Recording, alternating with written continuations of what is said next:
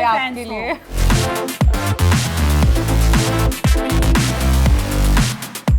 लड़की से उसके एज का भी नहीं पूछती।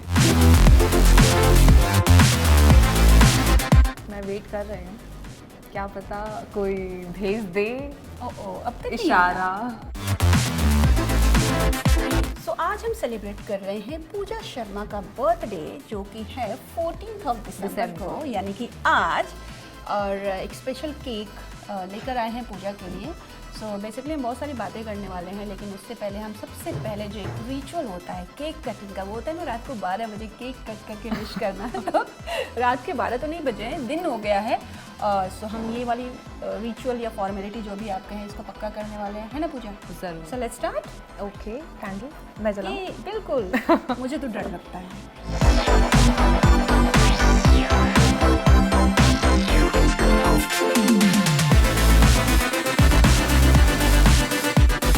So let's go. Any wishes? Like Yes. What is the process when you cut the cake? पहले मैं कुछ विश मांगती हूँ, Okay. एंड देन उसके बाद आगे बढ़ें। चलिए शुरू करते हैं।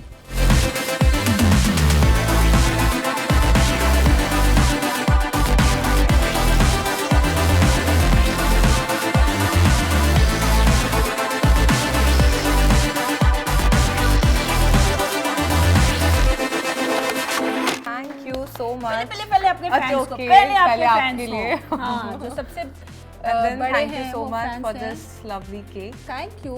for this colorful cake. I know that your favorite is chocolate. So Pooja cake cutting हो गई, है ना? अब एक टिपिकल बहुत ही कॉमन क्वेश्चन पूछ लेती हूँ, कितने साल की हो गई आप? आपने बहुत गलत क्वेश्चन पूछ लिया। गलत? अच्छा, आप कितने साल की हैं? 42। हाँ, तो बस ठीक है, मैं भी ठीक है। 42। चलो हम दोनों 42। तो मैं कितने की लगती हूँ आपको? आई डोंट नो, एक्चुअली मैंने आपका एज नहीं चेक किया। नहीं, आपको मैं कितने के दिखते हूँ? अभी 30 तो नहीं हुई रहेंगी आप? बस नहीं हुई क्या? यस। ठीक है, तो अभी मैं भी 40 नहीं हुई हूँ। ओके। लड़की से उसके एज का भी नहीं पूछती। हाँ, ये बात सही है। वही मैं देख रही थी कि आप कितनी ऑनेस्टी से बताना चाहती हैं कि नहीं बताना चाहती हाँ हैं। जी। But let me tell me, क्या क्या होता है जब बर्थडे होता है? तो मुझे बहुत एक्साइटमेंट रहती है कि मेरे को बहुत सारे कॉल्स आते हैं, बहुत सारी विशेस मिलती हैं। वो दिन एक ऐसा होता है ना कि कितने लोग कॉल्स कर रहे हैं, वो मैं वेट करती हूँ। Tell me about. मेरे लिए तो ऐसा होता है कि मैं पूरे महीने, जैसे दिसंबर 1 आता है ना, मुझे लगता है ओ शिट मेरा बर्थडे वन स्टार्ट हो गया। ओके, तो मुझे बहुत ज़्यादा क्रेज़ है कि मुझे हर दिन कोई फ्लावर्स, कोई चॉकलेट्स, कुछ कुछ भेजता रहे। Being a Sagittarius always love for being feel Surprises, special. Princess treatment हमेशा अच्छा लगता है, चाहे वो आपके पेरेंट्स हो चाहे आपके दोस्त हो। तो जब मैं घर पे थी तो मेरे पेरेंट्स भी वो मेक श्योर करते थे कि वो 10 दिन पहले से, अच्छा तुम्हारा 10 days to go, 9 days to go, 8 days to go. अच्छा। I don't like expensive gifts आपको नहीं चाहिए, वो आप खुद भी खरीद सकते हो। Correct. बट होता है ना, कोई आपको भले ही 100 रुपए की चीज़ ला के दे, बट आपको स्पेशल फील कराती है। हाँ, ओके। अब तक कोई समवन स्पेशल वाला गिफ्ट आया है जो एकदम मतलब मिस्टीरियस, किसने मिला टाइप वाला? मैं वेट कर रही हूँ, क्या पता कोई भेज दे अब तक इशारा। नहीं आया। बाकी कुछ चीज़ें ऐसी होती है जो थोड़ी सी सीक्रेट भी रहनी चाहिए। ये कॉलेज में ना अक्सर होता है, जब आप कॉलेज में हाँ। होते हो ना, और लड़कों को स्पेशली पता चलता है कि बर्थडे है, और अगर इंटरेस्ट है तो वाया चीज़ें पहुंच जाती हैं, पहुंचा दी जाती हैं। वैसे आई स्टिल रिमेम्बर जब मेरा कॉलेज जस्ट कंप्लीट हुआ था, तब किसी ने मेरे लिए कुछ स्पेशल बुक किया था ना होटल में, सारे दोस्तों को बुला के पूरी बुकिंग करके मेरे आईज पे ऐसे आंख बंद करके मेरे को लेके जाना होता है ना। कॉलेज का प्यार कॉलेज में ही खत्म हो जाता है। तो यार बहुत सारी यादें हैं कॉलेज, स्कूल सबसे जुड़ी हुई। हाँ, बट इट्स फन। बट मैं अभी तक बहुत लकी रही हूँ, मेरे हर बर्थडे पे कुछ ना कुछ स्पेशल होता ही है। चाहे मेरे दोस्त करे, चाहे मेरे पेरेंट्स करे, चाहे कुछ नहीं होता तो मैं खुद ही कर लेती हूँ। ऑफ कोर्स, अपनी लाइफ है, एग्जैक्टली, सेलिब्रेट तो करना बनता ही है। हाँ। बेस्ट गिफ्ट कौन सा रहा अब तक का? बेस्ट गिफ्ट अभी तक का मेरे लिए है जो मेरे भैया भाभी ने मुझे दिया है, मेरा नेफ्यू। बहुत ही क्यूट था, बहुत ही प्यारा सा, जिसमें मैं अपनी जान छिड़कती हूँ। बिल्कुल बिल्कुल, वो तो हाँ जी। आपके बोलने तो से ही मेरे को फीलिंग आ गई। जब वो बोलता है ना प्यार से भुआ, है ना, वो एक शब्द ही ऐसा लगता है कि मतलब सबसे प्यारा गिफ्ट है वो। बट मैं उससे ज़्यादा मिल नहीं पाती क्योंकि वो दिल्ली में रहता है, मैं यहाँ रहती हूँ। बट वीडियो कॉल पे हफ्ते में 5 बार तो बातें हो ही जाती है वीडियो कॉल पे। तो अब बात करते हैं कैसी रही जर्नी अब तक की। अभी तक की जर्नी बहुत अच्छी थी, काफ़ी अप्स एंड डाउन भी हुए जब से मैं बॉम्बे आई। एंड मैं आई थी 2021 जनवरी में। उसके बाद से डाउन तो मैं नहीं बोलूँगी कि बहुत ज़्यादा रहा है, क्योंकि जैसे मैंने आपको बताया कि टच वुड जहाँ भी है कि मैं अभी तक लकी रही हूँ। जो भी मुझे मेरे कलीग मिले हैं या मेरे दोस्त मिले हैं, मतलब सब बहुत ही अच्छे सुलझे हुए लोग मुझे अभी तक मिले हैं। एंड करियर वाइज भी ठीक है, धीरे धीरे स्टेप बाय स्टेप आप आगे बढ़ते हो। आप अगर कोई शॉर्टकट लेके आगे जाओगे तो आप एक बार तो पहुंच जाओगे, बट फिर सीधा नीचे आके गिरोगे। 21 if I am not wrong Covid का पीरियड था। हाँ जी, सेकंड कोविड के बाद। सेकंड कोविड 2021 में हुआ था। मेरे आने के 3 महीने के बाद में सेकंड कोविड हुआ जी। तो जब एक ऐसा समय जब लोग सोच रहे थे कि हम दूसरा रास्ता कौन सा अपनाएं इंडस्ट्री को छोड़ के, बिकॉज काम बंद हो चुके थे, बहुत सारे केसेस आए थे, सुसाइड के केसेस आए थे, बहुत सारी चीज़ें। उस टाइम पे आपने एक रिस्क लिया इंडस्ट्री में एंटर होने का, ये कैसे हुआ? तो जैसे कि आपने कहा कि लोगों ने कोविड में अपना करियर स्विच किया, करेक्ट। तो मैंने भी स्विच किया। क्योंकि कोविड के पहले मैं कर रही थी chartered accountancy. Okay. And covid में आई रियलाइज कि no, now it's a time कि ठीक है, मुझे अपने दिल की सुननी चाहिए। अच्छा। ठीक है, वो मेरा प्रोफेशन है, बट ठीक है, अभी मुझे अपने पैशन के टुवर्ड्स एक कदम बढ़ाना चाहिए। तो कोविड की जस्ट पहले मैं बॉम्बे आई थी अपने सीए कंप्लीट करने के लिए। तब मैं अंधेरी में क्लासेस लेती थी टैक्सेशन के। मुझे किसी ने बोला था कि बॉम्बे में टैक्सेशन के बहुत अच्छे क्लासेस होते हैं। तो तब मैं वहाँ जाते जाते एक बार शॉपिंग करते करते मुझे किसी कास्टिंग वाले ने ऐसे किसी ब्रांड के कैंपेन शूट के लिए मुझसे नॉर्मल इंटरव्यू के लिए 2 दिन उसने कुछ सवाल पूछे। अच्छा। एंड मुझे अगले दिन कॉल आया कि आप इस एड के लिए शॉर्ट लिस्टेड हो, एड के ऑडिशन के लिए। मतलब आपका इंटरव्यू आपने क्लियर किया, नेक्स्ट स्टेप आपको प्रोडक्शन हाउस आके आपको ऑडिशन देना पड़ेगा। एंड अगर आप उसमें लॉक होते हो तो you will be paid 40,000 per day. Okay. And 2 दिन का शूट है। आई was like 40,000 per day, wow that's a big amount. क्योंकि being from a middle class family, आप एक कॉर्पोरेट से हो, आप जॉब करते हो, तो आपकी स्टार्टिंग सैलरी होती है 50-60,000। पूरे साल मतलब पूरे महीने मेहनत करके आपको 60,000 रुपीज़ मिलता है। यहाँ आप एक दिन में 40,000 रुपीज़, मतलब बहुत बड़ी बात होती है। मुझे लगा छोड़ो सीए बीए बाद में करेंगे, देखेंगे, पहले इस यहाँ चलते हैं। तो जब मैं गई ऑडिशन देने के लिए, उन्होंने मुझे बोला था नो मेकअप लुक। मुझे लगा no makeup means no makeup. I didn't knew कि no makeup is a makeup look. Okay. मुझे नहीं पता था। तो मैं चली गई ऑडिशन देने। मैंने सिर्फ सनस्क्रीन लगाया। वहाँ जाके जब मैं देखी कि और जो लड़कियाँ आई थी दे वर सो वेल ग्रूम्ड, नो एकदम लंबी टॉल। लंबी तो खैर मैं भी हूँ, बट एक होता है ना, आप एक स्मॉल टाउन से जस्ट आते हो तो आप कैसे दिखते हो, एंड ग्रूम होने के बाद आप कैसे दिखते हो, बहुत ज़मीन आसमान का फर्क होता है। तो हाँ, वहाँ मेरा क्लियर तो नहीं हुआ ऑडिशन राउंड, बट मुझे वहाँ से बहुत कुछ सीखने को मिला वो लड़कियों को देख के। एंड मेरी एक बहुत अच्छी हैबिट है, मैं अगर कहीं भी जाती हूँ ना, अगर मैं किसी ग्रुप में हूँ जहाँ 10 लोग हैं, आई डोंट लाइक गॉसिप। मुझे बहुत ज़्यादा गॉसिप नहीं पसंद है। या तो मैं अपने फ़ोन में कुछ देखते रहती हूँ, या फिर मैं सबको ऑब्जर्व करती हूँ जी। जहाँ मुझे लगता है ठीक है, जितने काम की बातें की, तो मैंने बहुत ऑब्जर्व किया उन्होंने मेकअप कैसे किया है, वो कैसे बोलती है, वो कैसे चलती है, उठना बैठना सब कुछ। तो वहाँ से इट ऑल स्टार्टेड। मुझे पता चला कि ओके, यहाँ अंधेरी में, आराम नगर में, यहाँ पे ऐसे ऑडिशंस होते हैं, ऐसे ऐसे कास्टिंग वाले होते हैं, आपको ऐसे प्रोफाइल भेजना पड़ता है। Okay okay. तो आपने बोला कि पैशन, मिडिल क्लास, ये 2-3 वर्ड्स जो मैं ऐड कर रही हूँ, सीए की पढ़ाई करते करते और सीधा इंडस्ट्री में जाना, ये पैशन का सोर्स क्या था? पैशन का सोर्स मतलब मुझे हमेशा से मेरे स्कूल लाइफ में मुझे हमेशा से मन था, मैं स्कूल में भी डांस में पार्टिसिपेट करती थी। जैसे मेरे डैड चाहते थे कि मैं पढ़ाई में हमेशा आगे रहूँ, so I was very good in studies, मैं बहुत स्टूडियस थी। बट मुझे हमेशा से था कि सिर्फ पढ़ाई नहीं, मुझे हर फील्ड में अच्छा करना है। मतलब मेरा सिर्फ एक से पेट नहीं भरता। मुझे लगता है मेरे को पढ़ाई भी करना है, मुझे पढ़ाई भी करना है, मुझे डांस भी करना है, मुझे गाना भी गाना है, मेरे को basketball, I was a basketball player when I was in class 8 और 9। मैं खेलती थी, मैं खो खो खेलती थी, मैं स्टेट लेवल मैंने खो खो भी खेला है। तो मेरे को हर फील्ड में अच्छा करना था। बट मेरी फैमिली थी कि बेटा पढ़ाई करो, बैंक में जॉब करो, शादी करो, अपने घर जाओ। एंड मुझे था कि no, I don't want to settle for less. ये लड़कियों के लिए बड़ा फिक्स जॉब लोग सोचते हैं ना, या तो बैंक या तो टीचिंग, है ना। पहले वो चाहते थे मैं डॉक्टर बनूं, मतलब जब मैंने साइंस नहीं लिया, जब मैंने कॉमर्स लिया तो मैंने बोला बेटा बैंक में जॉब करो। I was like no dad, मुझे वो टिपिकल लड़कियों जैसे ना सुबह 9 बजे जाओ, ऐसे दुपट्टे लेके, मोटे मोटे चश्मे लगा के, नहीं, मुझसे नहीं होगा। मुझे हमेशा से अंदर से था कि मुझे बाहर निकलना है उड़ीसा से, मुझे कहीं मेट्रो सिटी जाना है, मुझे सारे एक्स्ट्रा करिकुलर एक्टिविटीज़ करनी है। हमेशा था कि मुझे नहीं पता था कि मेरे को एक्टर बनना है, बट मुझे हॉर्स राइडिंग सीखना था, मुझे शूटिंग सीखना था, मुझे कराटे, किक बॉक्सिंग, मुझे सब कुछ सीखना था। मुझे नहीं पता मैं सीख के करूँगी क्या, अच्छा, बट हमेशा से था कि मुझे सब कुछ सीखना है। डायरेक्शन नहीं था बट शौक। बस शौक था, बट मुझे नहीं पता था कि वो शौक मुझे इसीलिए है क्योंकि मेरी डेस्टिनी में लिखा है कि मुझे एक्टर बनना है। That's nice. देखो आज आप आ गए हो। आज मैं आ गई। आपका फर्स्ट ब्रेक कौन सा था एकदम, अगर मैं बोलूँ अच्छा वाला?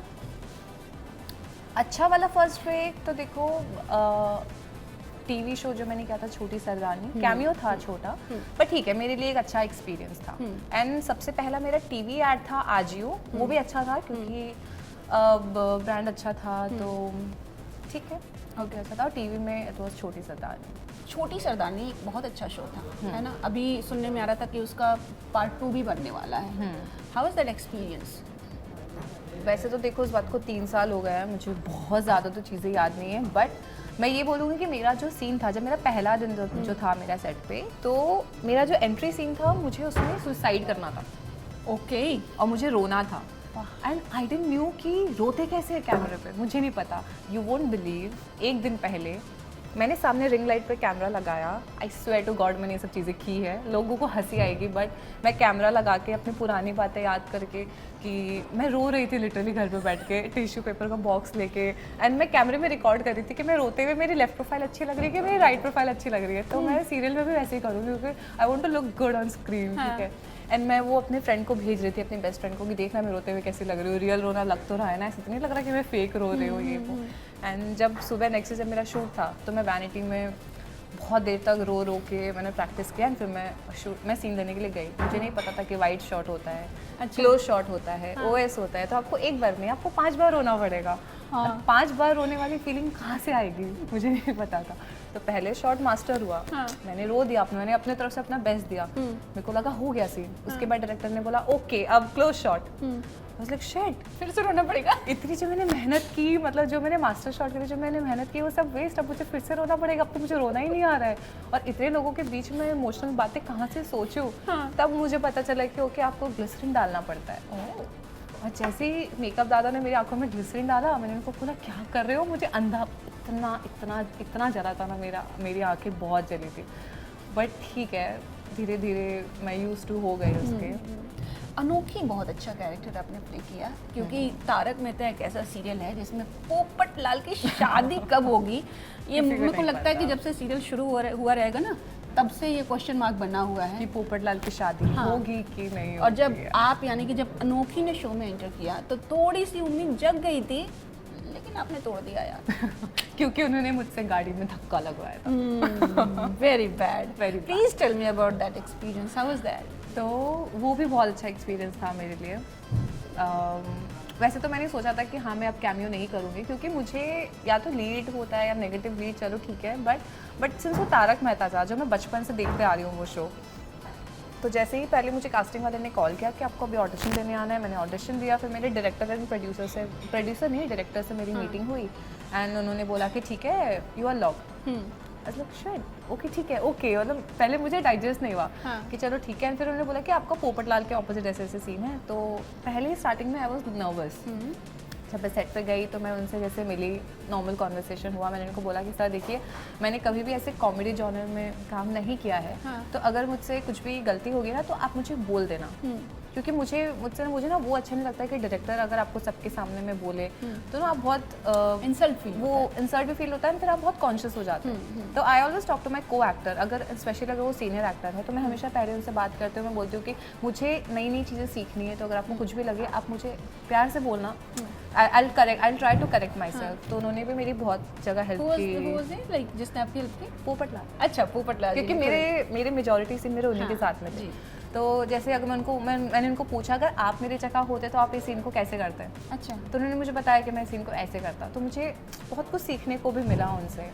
एंड मुझे जब मैं घर पे देखती थी ना, मुझे लगता था कि पोपट लाल बहुत ही कॉमेडी कैरेक्टर होंगे, बहुत ही वैसे होंगे, बट जब मैंने उनको रियल लाइफ में देखा तो जैसे ही एक्शन होता था वो एकदम ना पोपट लाल कैसे करते हैं, ऐसे ऐसे हिलना डुलना, बातें करना, कॉमेडी करना, एंड जैसे कट होता था वो एकदम सीधे, एकदम इंट्रोवर्ट, एकदम यू नो एकदम सीरियस वाला लुक, तो एकदम ऐसे चेंज ओवर आ जाता था उनमें। तो वो सब देख के मैंने सीखा कि ओके आप चाहे कैसे भी हो रियल लाइफ में, बट अगर आपको कुछ एक किरदार दिया गया है तो उसको निभाने के लिए पूरे जहन में बसा लो उस कैरेक्टर को कि ना ऐसे स्विच ऑन हो जाए, ऐसे स्विच ऑफ हो जाए। तो वो सारी चीज़ें मैंने काफ़ी सीखी उससे। 2025 बहुत अच्छा होने वाला है आपके लिए, क्योंकि आपकी कोई फिल्म आ रही है जो मुझे पता है। Please tell me about that.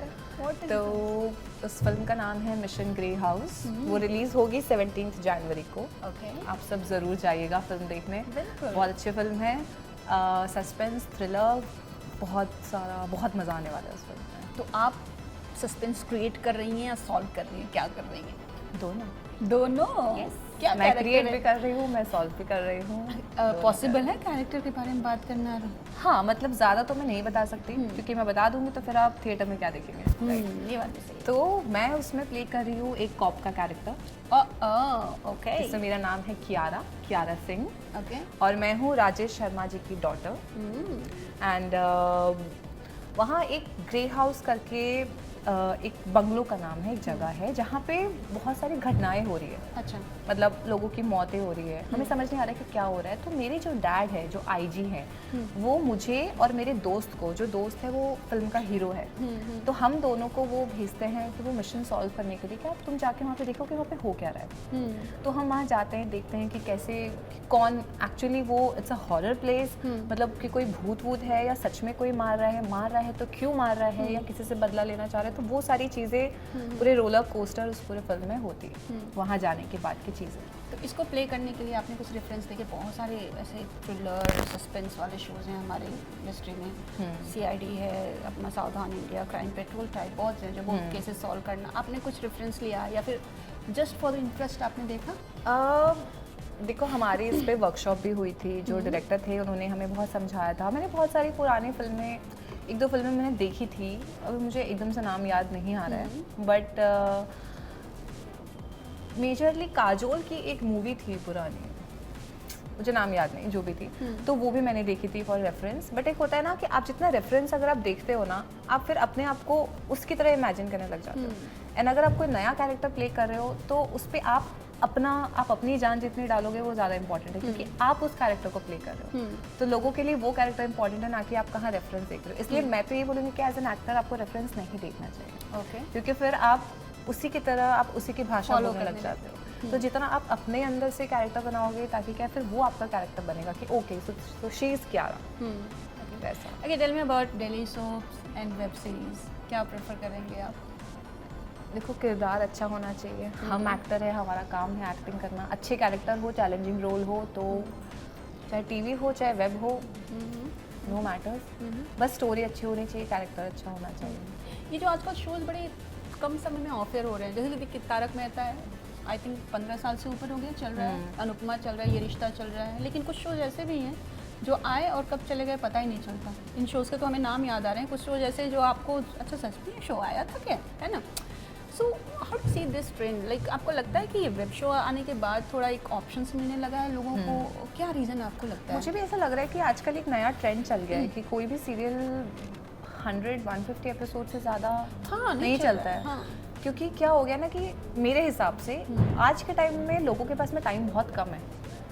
किसी के पास इतना पेशेंस नहीं है कि वो 1000 एपिसोड तक वेट करे कि स्टोरी के एंड में क्या होने वाला है, उस लड़के को फाइनली वो लड़की मिलने वाली है कि नहीं मिलने वाली है। क्योंकि सीरियल में क्या होता आ रहा है कि आज वो मर गया, आज उसकी मौत हो गई, 5वें एपिसोड में वो फिर जिंदा हो गया, फिर 10th एपिसोड में वो फिर चला गया, फिर उसका डुप्लीकेट आ गया, फिर उसका। तो आजकल लोगों में उतना पेशेंस नहीं है, जब से शॉर्ट फॉर्मेट आने लगे हैं, जब से वेब शोज आने लगे हैं। तो इसलिए मुझे लगता है कि शायद टीवी में भी अब यही ट्रेंड चालू हो गया है कि भाई आप शॉर्ट एंड क्रिस्पी आप जितना बनाओगे, क्वर्की क्रिस्पी हो जितना, उतने लोग, उतने ऑडियंस ज़्यादा इन्वॉल्व हो पाएगी। क्योंकि सबको लगता है हाँ ठीक है 100 एपिसोड्स देखा, ओके स्टोरी का एंड हो गया, हैप्पी एंडिंग हो गया, चलो ठीक है। बट लॉन्ग फॉर्मेट आज के टाइम पे मुझे लगता है जितना तारक मेहता या ये रिश्ता क्या कहलाता है वो सब जितना 10-15 सालों से चलता आ रहा है, आज के टाइम पे आई डोंट थिंक कि कोई सीरियल नहीं दिखता है कोई चलेगा। मैक्सिमम 1 ईयर, उससे ज़्यादा तो नहीं चलता है।